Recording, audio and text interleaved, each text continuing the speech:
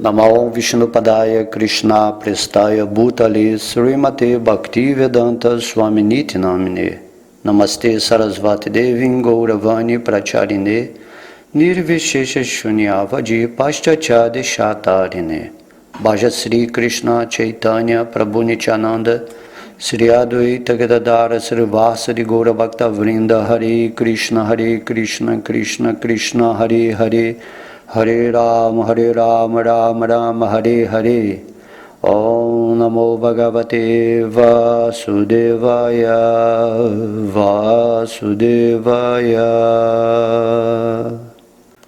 Haribol, todas as glórias aos devotos reunidos. Na aula de hoje falaremos o capítulo 64 do canto 10 do Srimad Bhagavatam, intitulado A Libertação do Rei Nriga. Em resumo a este capítulo, é descrito como o Senhor Krishna salvou o rei Nriga de uma maldição e instruiu a ordem real sobre o grande perigo de se apossar da propriedade de um Brahmana. Certo dia, Samba e outros meninos da dinastia Jadava foram à floresta brincar, e após brincarem por muito tempo, ficaram sedentos e começaram a procurar água. Dentro de um poço seco, encontraram uma criatura espantosa, um enorme lagarto semelhante a uma colina. Os meninos compadeceram-se dele e tentaram tirá-lo. Mas depois de várias tentativas de retirá-lo com correias de couro e cordas, viram que não conseguiriam resgatar a criatura, e assim foram ter com o Senhor Krishna e contaram-lhe o que acontecera. O Senhor acompanhou-os até o poço e, estendendo a mão esquerda, puxou o lagarto para fora sem dificuldade. Pelo toque da mão do Senhor Krishna, a criatura transformou-se de imediato num semideus. Então o Senhor Krishna perguntou: "Quem és? Como foi que assumiste forma tão inferior?" O ser divino respondeu: "Meu nome era Rei Nriga, filho de Ikshvaku, e eu era famoso por fazer caridade. De fato, distribuí inumeráveis vacas para numerosos brahmanas, mas certa vez uma vaca pertencente a um brahmana de primeira classe, extraviando-se, misturou-se a meu rebanho. Desconhecendo esse fato, dei esta vaca em caridade a outro brahmana. Quando o primeiro dono da vaca viu o segundo brahmana levando-a embora, o primeiro brahmana alegou que a vaca era dele e começou a discutir com o segundo brahmana. Depois de discutirem por algum tempo, eles se aproximaram de mim e eu lhes implorei que cada um levasse 100.000 vacas em troca daquela vaca e que, por gentileza, perdoassem a ofensa que eu inconscientemente cometera. Mas nenhum dos brahmanas quis aceitar minha proposta, e o assunto ficou sem solução. Pouco depois disso, eu morri, e fui levado pelos Jamadutas ao tribunal de Jamaraj, o rei da morte. Jama perguntou-me o que eu preferia fazer primeiro, sofrer os resultados de meus pecados ou gozar os resultados de meus atos piedosos. Decidi sofrer primeiro minhas reações pecaminosas e por isso assumi o corpo de um lagarto. Depois de contar sua história, o rei Nriga ofereceu orações ao Senhor Krishna e então subiu num aeroplano celestial que o transportou para os céus. O Senhor Krishna então instruiu seus companheiros pessoais, bem como a massa do povo em geral, sobre os perigos de se roubar a propriedade de um brahmana.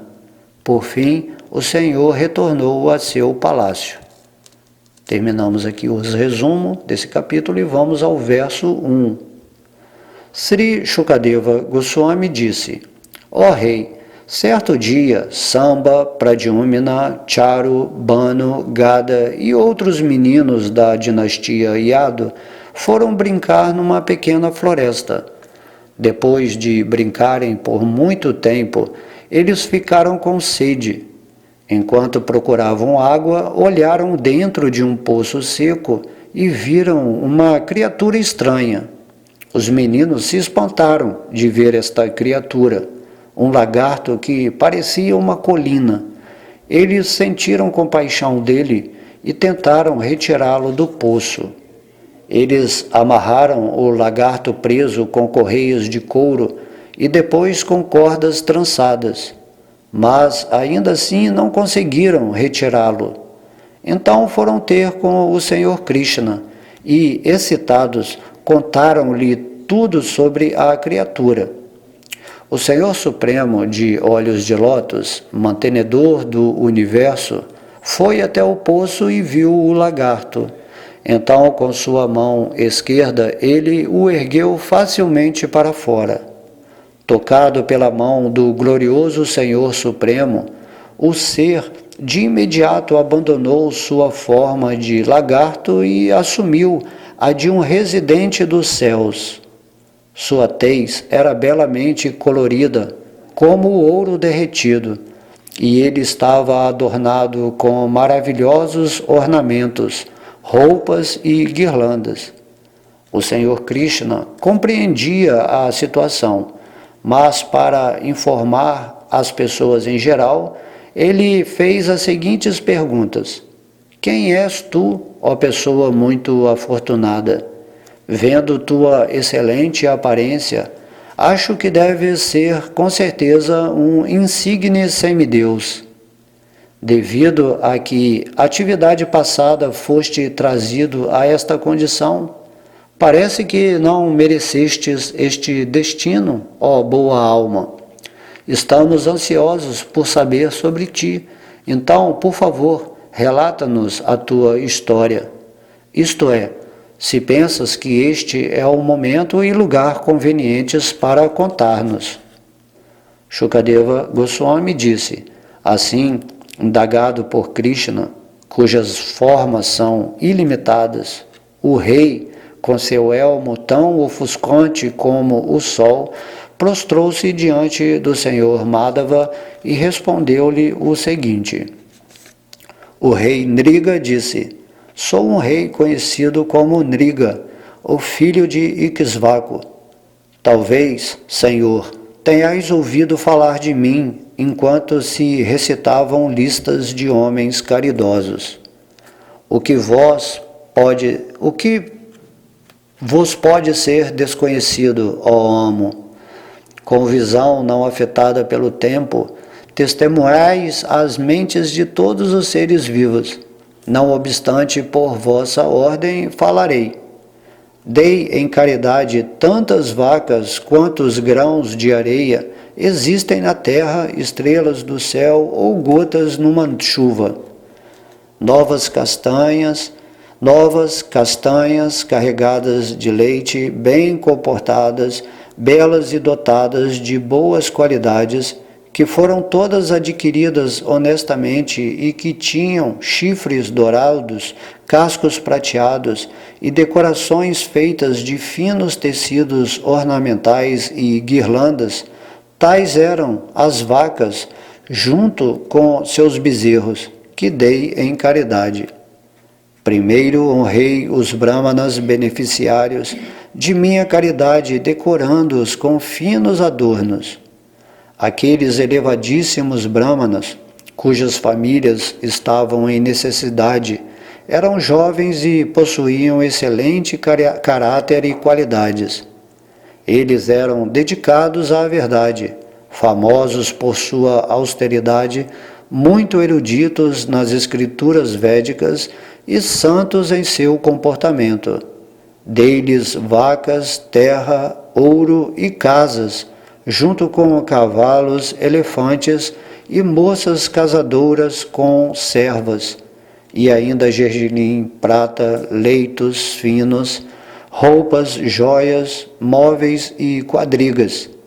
Além disso, executei sacrifícios védicos e várias atividades piedosas beneficentes. Certa vez, uma vaca pertencente a um brahmana de primeira classe extraviou-se e entrou em meu rebanho. Sem saber disso, eu dei aquela vaca em caridade para outro brahmana. Ao ver a vaca sendo levada embora, seu primeiro dono disse: "Ela é minha." O segundo brahmana, que ganhara de presente, replicou: "Não, ela é minha. Nriga deu-a para mim." Enquanto os dois brahmanas discutiam, cada um tentando satisfazer seu próprio propósito, eles vieram a mim. Um deles disse: "Tu me deste esta vaca." E o outro disse: "Mas tu a roubaste de mim." Ouvindo isto, fiquei perplexo. Encontrando-me num terrível dilema quanto a meu dever na situação, humildemente supliquei a ambos os brahmanas: "Darei 100.000 das minhas melhores vacas em troca desta. Por favor, devolvam-na a mim. Deveis ser misericordiosos comigo, vosso servo. Eu não sabia o que estava fazendo. Por favor, salvai-me desta difícil situação, ou com certeza cairei no inferno imundo." O atual dono da vaca disse: "Não quero nada em troca desta vaca, ó rei," e foi-se embora. O outro brahmana declarou: "Eu não quero nem mesmo mais 10.000 vacas do que estás oferecendo." E ele também se retirou. Ó Senhor dos Senhores, ó Mestre do Universo, os agentes de Dhyamaraja, aproveitando a oportunidade assim criada, mais tarde levaram-me para a sua morada. Lá o próprio Dhyamaraja me interrogou. Dhyamaraja disse: "Meu querido rei, se desejas experimentar os resultados de teus pecados primeiro, ou de os da tua piedade, de fato não vejo fim para a caridade conscienciosa que praticaste, nem para o consequente desfrute que terás dos radiantes planetas celestiais." Respondi: "Primeiro, meu Senhor, deixa-me sofrer minhas reações pecaminosas." E Dhyamaraja disse: "Então, cai." Caí em seguida. E enquanto caía, vi que me tornava um lagarto, ó mestre. Ó Keshava, como vosso servo, eu era devotado aos brahmanas e generoso com eles, e sempre ansiava por vossa audiência. Portanto, mesmo até agora, jamais esqueci a minha vida passada. Ó Onipotente, como é possível que meus olhos vos vejam diante de mim? Sois a alma suprema, sobre o qual os maiores mestres da yoga mística podem meditar dentro de seus corações puros, apenas ao empregarem o olho espiritual dos Vedas. Então, ó Senhor transcendental, como estás diretamente visível a mim, já que as severas tribulações da vida material têm cegado minha inteligência, só alguém que acabou com seu enredamento material neste mundo deveria ser capaz de ver-vos. Ó Devadeva, Jagannatha, Govinda, Purushottama, Narayana, Irshikesha, Punyasloka, Achyuta, Avyaya, ó Krishna, por favor, permite-me partir para o mundo dos semideuses. Onde quer que eu viva, ó Mestre, que minha mente sempre se refugie em vossos pés. Ofereço minhas repetidas reverências a vós, Krishna, o Filho de Vasudeva. Sois a fonte de todos os seres, a suprema verdade absoluta, o possuidor de potências ilimitadas, o mestre de todas as disciplinas espirituais. Depois de falar assim, Maharaja Nriga circunjurou o Senhor Krishna e tocou com sua coroa os pés do Senhor. Recebendo permissão para partir, O rei Nriga, então, embarcou no maravilhoso aeroplano celestial, enquanto todas as pessoas presentes assistiam. A suprema personalidade de Deus, o Senhor Krishna, o filho de Devaki, que é especialmente devotado aos Brahmanas e que corporifica a essência da religião, falou então a seus companheiros pessoais e dessa maneira instruiu a classe real em geral. O Senhor Krishna disse: quão indigesta é a propriedade de um Brahmana, mesmo quando desfrutada apenas um pouco e por alguém mais potente que o fogo, que se dizer então de reis que tentam desfrutá-la julgando-se senhores. Não considero Alahala como verdadeiro veneno, porque ele tem um antídoto.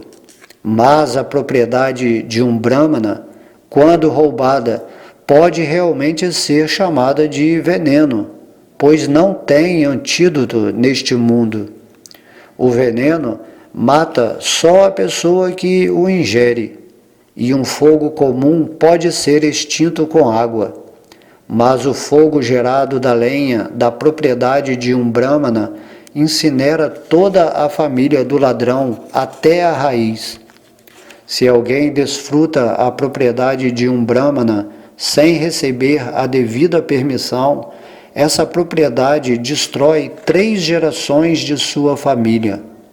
Mas se a toma pela força, ou se consegue que o governo ou outros estranhos ajudem-no a usurpá-la, então 10 gerações de seus ancestrais e 10 gerações de seus descendentes são todas destruídas. Membros da ordem real, cegos pela opulência régia, deixam de prever a própria queda. Com o desejo infantil de desfrutar a propriedade de um Brahmana, eles de fato estão desejando ir para o inferno.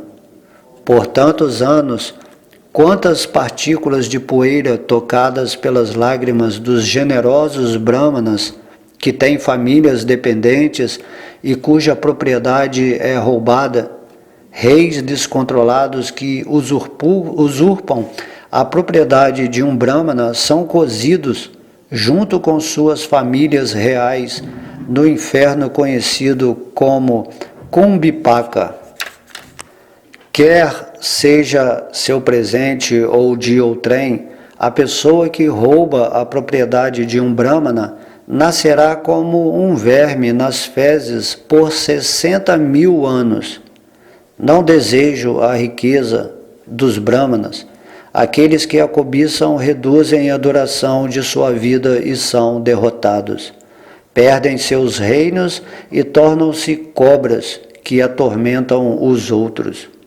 Meus queridos seguidores, jamais trateis um Brahmana erudito de maneira rude, mesmo que ele tenha pecado, mesmo que ele vos ataque fisicamente ou vos amaldiçoe repetidas vezes, continuai sempre a oferecer reverências. Assim como sempre tenho o cuidado de me prostrar diante dos Brahmanas, todos vós deveis igualmente prostrar-vos diante deles. Punirei qualquer um que agir de outra maneira. Quando a propriedade de um Brahmana é roubada, mesmo sem o saber, isso de certo faz a pessoa cair, a pessoa que a pegou, assim como a vaca do Brahmana fez com Nriga. Depois de instruir assim os residentes de Dwarka, o Senhor Mukunda, purificador de todos os mundos, entrou em seu palácio. Assim terminamos, esse capítulo 64. Aqui, dentro desse capítulo, nós podemos ver esse passatempo aqui que Krishna está explicando, sobre essa classe de Brahmanas, dentro das divisões sociais e espiritual. Os Brahmanas representam, os seres espirituais da humanidade. E Krishna tem muito prazer de servir esses brahmanas, de modo que os brahmanas, ao receber as caridades dos reis, como vemos aqui nesses capítulos, né, ouro, vacas, tantas coisas, eles são pobres em vida material, né? Então eles doam tudo para o benefício da humanidade. E os brahmanas, eles só estão interessados em cultivar a consciência espiritual e levar a mensagem de Deus a todos os corações. Ou seja, eles são os agentes espiritualizadores de um sistema social, né? E aqui Krishna, ele demonstra isso, né? Se um brahmana tem, né, alguma propriedade, se nós ambicionamos, roubamos ou enganamos e de alguma forma nos apropriamos desses bens das pessoas brahmanas, seremos assim imediatamente punidos por Deus. Nossa morte se acelera muito rápido, porque tipo assim, né? Os brahmanas, tudo que eles têm, eles sabem que é propriedade de Krishna e vão usar corretamente no avanço da humanidade. E assim, se algum rei vem e rouba as coisas dos brahmanas ou impedem deles agir na humanidade, já sabemos que esse império ou essa nação que é ateísta ou que não tem, né, o zelo pela vida espiritual, imediatamente essas pessoas, né, esse império vai cair. Não tem como. Apressa muito a destruição, seja de uma pessoa, de um reino que usurpa, né, as coisas dos brahmanas ou impedem a sua ação nesse mundo material. Em Kali Yuga, né, ainda temos várias pessoas agindo em nível espiritual, mas também em Kali Yuga essa situação vai apertando, de modo que Krishna vai vir aqui e vai destruir todos os demônios como ele está destruindo aqui nesse mundo, né? Então é muito importante entender que devemos estar sempre prestando reverências a esses seres brahmanas, né, que são tão amados por Krishna, e não importa se eles fazem coisa errada, se eles te ofendem, ou se eles te incomodam de alguma forma, você tem que continuar prestando reverências a ele.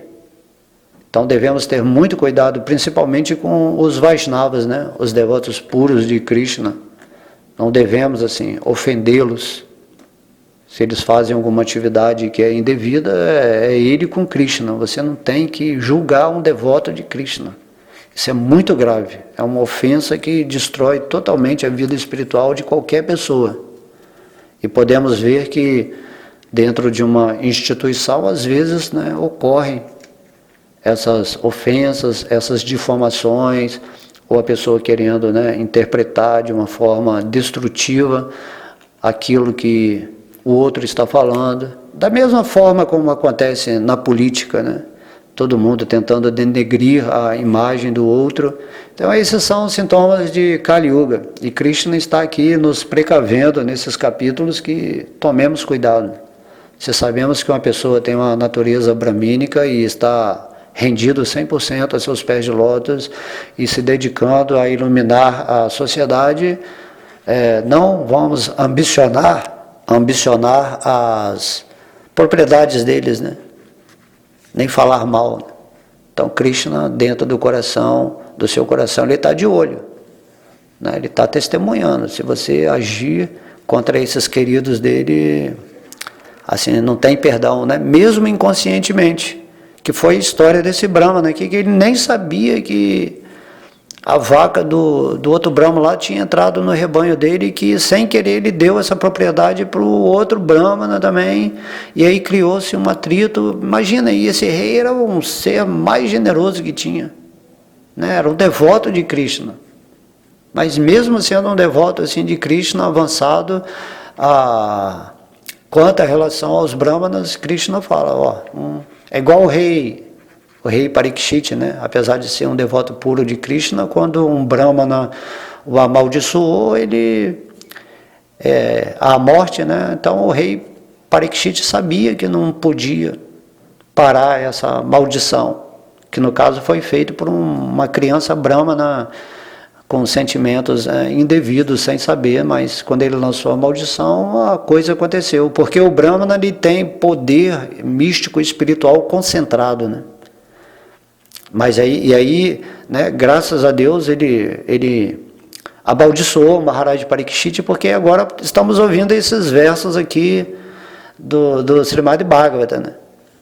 Durante 7 dias, Maharaj Parikshit sentou-se, né, à margem do Ganges, e Shukadeva Goswami está narrando esse maravilhoso Bhagavatam para a gente. Então, tudo nos passatempos de Deus é uma maldição e uma bênção. Então, da mesma forma que esse rei Indriga foi, né, ele nem foi amaldiçoado, só pelos brahmanas ficarem com esse sentimento de briga assim, com ele, assim, o seu processo de morte se adiantou, né, e aí ele foi levado para Dhyamaraja, o senhor da morte, né, o juiz desse mundo material, e Dhyamaraja falou: olha, você quer primeiro sofrer os resultados das suas atividades ímpias, ou você quer gozar do mundo celestial? Aí ele falou: não, eu quero primeiro, logo, sofrer primeiro. Né? Mas ele, como se diz, ele não tinha feito nada, mas tem essa questão que temos que entender, né? E tomar muito cuidado para não ofender nenhum devoto, sempre tratar com muito respeito, né, com amizade, porque cada pessoa tem uma atividade particular. E aí, como a gente falou, nos passatempos de Krishna, tudo é revestido de bênção e maldição ao mesmo tempo. Então, logo, esse devoto, né, esse rei Indriga, que era um semideus, foi colocado em condições para experimentar os seus resultados ditos, né, ímpios ou negativos, ou derivados, né, dessa ofensa dos brahmanas. Ele caiu nessa forma de lagarto, aqui no mundo material. Ele veio, né? Mas ao mesmo tempo, imagina, isso aí foi a causa dele ver diretamente o Senhor Krishna, quando ele foi salvo, né, por Krishna do poço seco, né? E você vê o Senhor Krishna, não é para qualquer um, só os yogis mais elevados deste universo, através de seu olho espiritual, que conseguem ver Krishna com muita austeridade. E de repente ele, como um lagarto, né, recebeu essa bênção, e quando ele olhou Krishna assim, imediatamente toda a vida dele se purificou, toda a sua energia se ascensionou espiritualmente, e ele ficou assim deslumbrado, porque ele, mesmo sendo um lagarto, ele não esqueceu a vida passada dele.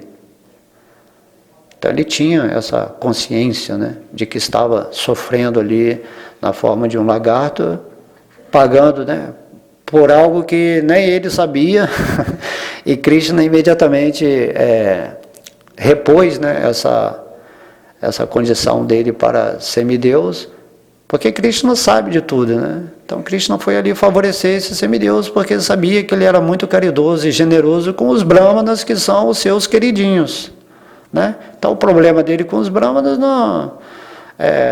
Krishna não pode intervir nisso, mas Krishna pode depois vir e reajustar essa situação, como ele fez com esse ser, né? O rei Indriga. E aí, na presença de Krishna, ele se autorrealizou imediatamente, e essa experiência de lagarto dele foi imediatamente abandonada, e ele quis voltar para o mundo celestial, que era o seu lugar, né, de origem. E aí ele voltou nos aeroplanos, né, celestiais. A gente pode até assim questionar ou indagar aqui que esses aeroplanos celestiais são essas naves espaciais, né, aí que a gente vai começar a ver de repente algum tempo aí mais à frente.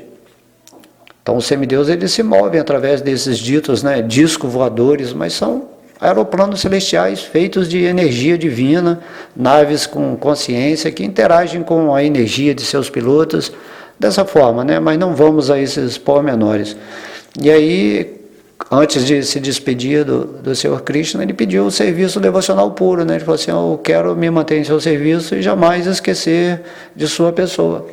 E aí ele vai se tornar um semideus muito, né, opulento nos reinos celestiais, adorando a Krishna, usando tudo a favor de Krishna, e ele alcançou, né, o sucesso das suas atividades piedosas, das suas caridades, Krishna considerando tudo, porque além dele ser um devoto hiper avançado de Deus, né, de Krishna, ele também era um um doador de caridade magnânimo aos brahmanas. Mas aconteceu esse detalhe, né? Então, discorre isso aqui, né? Que se você pega algo dos brahmanas ou fala mal dos brahmanas, você está tomando assim veneno diretamente. Diretamente, né? Como diz, né? Um veneno sem antídoto. Mas isso aí são coisas do sistema, né, criado por Deus nesse mundo material, porque todo mundo, até os reis, tem que se prostrar diante dos brahmanas e ouvir os seus conselhos, já que eles são as criaturas que estão em posse de todo o conhecimento divino. E aí eles instruem aos reis para governar uma sociedade dentro dos princípios bramínicos, né, ou transcendentais, e aí todo o mundo entra nessa ordem pelo qual a criação de Deus é feita. Todo mundo, né, Krishna está trazendo de volta para o mundo espiritual. Entende? Aí depois vem outras almas, né, encarnam aqui de novo e aí passa por esse processo do mineral até a forma humana e chegando na forma humana recebe esse conhecimento e volta para Deus. É um processo. Mas se entram os demônios e tentam atrapalhar isso, ou se eles interrompem as atividades dessas almas luminosas que estão passando o conhecimento de Deus para a sociedade, em comunhão com essa regência de reis santos, então a nação que fizer isso, ou o planeta que fizer isso, vai se deteriorar e vai ser destruído, né? Por isso vemos aí muitos impérios ao longo da história, impérios que eram assim, possuidores de toda a opulência material, esses impérios simplesmente são destruídos assim, com o tempo, né? Porque estão obstruindo a ação desses seres luminosos e também estão roubando a propriedade deles, que pertencem a Deus, né? E que devem ser usados para a meta humana de alcançar Deus. Ok? Então espero que vocês tenham gostado. Todas as glórias são a Sri Sri Radha Krishna, Gaura Nitai, ao Mahamantra Hare Krishna, Srila Prabhupada, todos os devotos reunidos, Haribo.